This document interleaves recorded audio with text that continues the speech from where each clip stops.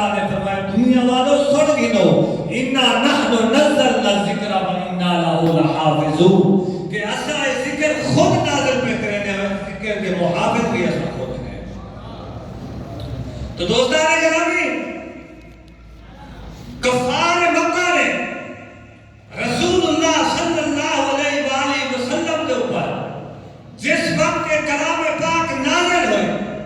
کہ کفار مکہ نے بہتان لائے کہ توبہ نعوذ باللہ من ذالک ایک کلام پاک ہے ایک کوئی مجنون اور کاہن کا کلام لگ دے. لیکن اللہ تبارک و تعالی نے فرمایا کہ اے رسول اللہ صلی اللہ علیہ وسلم انہاں کافر کو آکھ دیو اگر تسا آنے کہ یہ جڑا کلام ہے کسی انسان کا کلام ہے تو انہاں کو چیلنج دے دیو فاتو بصورت من مثلہ کہ اگر تسا آنے انسان کا کلام ہے تو اس کلام کی مثل کو ایک صورت کے لاؤ وَدْعُوا شُهَدَاءَكُمْ اور کہ تمہارے حمایتی ہیں تمہارے مددگار ہیں انہاں کو مثال بھی دو من دون اللہ اللہ تعالی کے سوا اگر تسا دعوے دے اندر سچے ہی تو اس کلام کے برابر یا اس کلام سے کوئی ایک صورت بھی لکھیا ہو. تو میرے دوستو اللہ نے فرمایا اگر تسا ایسا نہیں کر سکتے فَإِن لَمْ تَفْعَلُوا وَلَن تَفْعَلُوا تسا ہرگز ایسا نہیں کر سکتے تو فَاتَّقُوا النَّارَ الَّتِي اس آگ تم اس بھاگ ڈرو وَقُودُهَا النَّاسُ وَالْحِجَارَةُ اُعِدَّتْ لِلْكَافِرِينَ جیڑی کافر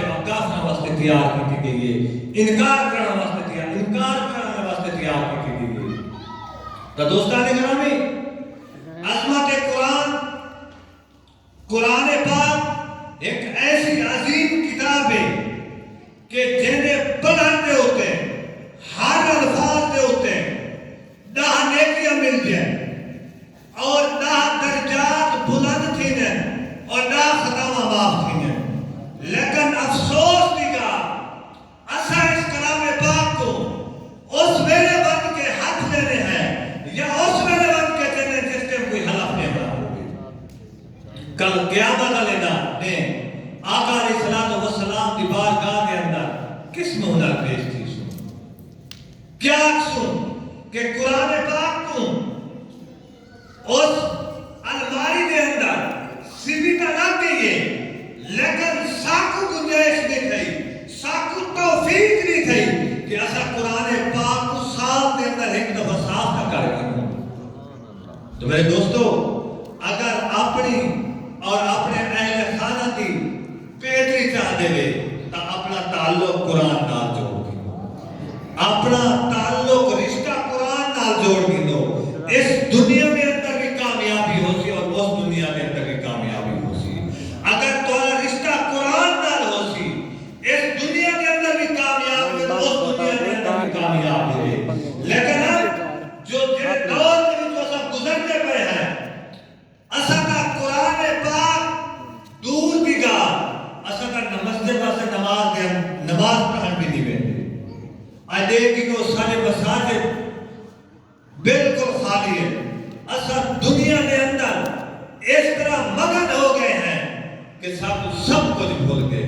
تو دوستو اس سارے واسطے ایک عظمت کی گال ہے مرتبے کی گال ہے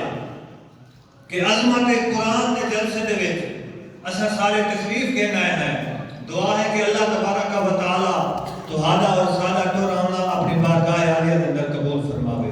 ہن بنات شریف واسطے ملتمساں جناب غلام یاسین چشتی صاحب غلام یاسین چشتی نعرہ تکبیر نعرہ